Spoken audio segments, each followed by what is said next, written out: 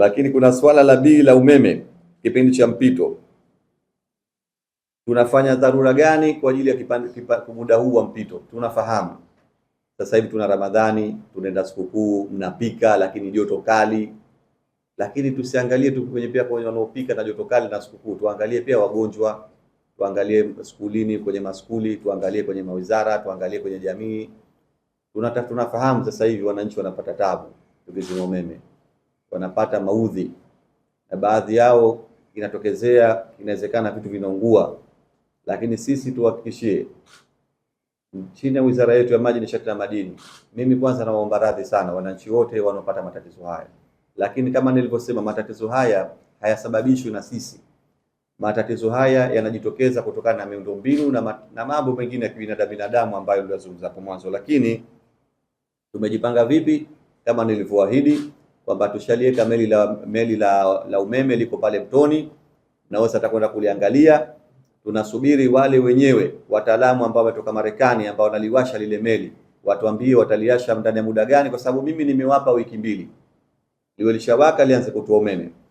Lakini kabla wiki 2 nikigundua na kama hilo meli nalo limekuja nalo ni halifanyi kazi, tutaliondosha haraka sana, tutafuta meli nyingine, kwa sababu sitoweza mimi kumfurahisha mtu nikakera wananchi.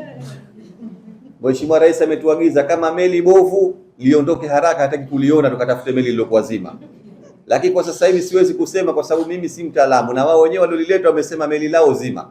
Sasa nikuhakikishieni, nimewapa wiki 2. Likiwa zima litakaa Zanzibar kuwapa umeme wa Zanzibari, likiwa bovu litatafuta sehemu liende lilipotoka, tutaleta meli iliyokuwa nzuri. Lakini kwa upande wa generator nimesema kwamba tushayawasha na mkurugenzi mkuu wetu wa ZECO halali kwa masuala haya ambayo tumempa kazi, anashughulika masuala ya umeme wa ZECO wa generator, anashughulika na meli pamoja na wataalamu wake kuhakikisha umeme huu unarudi haraka iwezekanavyo na kuondosha changamoto ya mpito ambayo kama nilivyosema itakuwa miezi 6 na miezi 8. Hiyo ndio target yetu, huku tukisubiri ile miradi yetu ianze kutoa umeme. Lakini kama mnavyojua, hii wizara kama alivyosema mkurugenzi ina watendaji wazuri sana na wazoefu.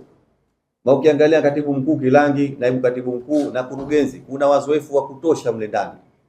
Sasa kwa maana hiyo sote tunafanya kazi za teamwork pamoja kuhakikisha kwamba problem hii ya umeme tunaiondosha.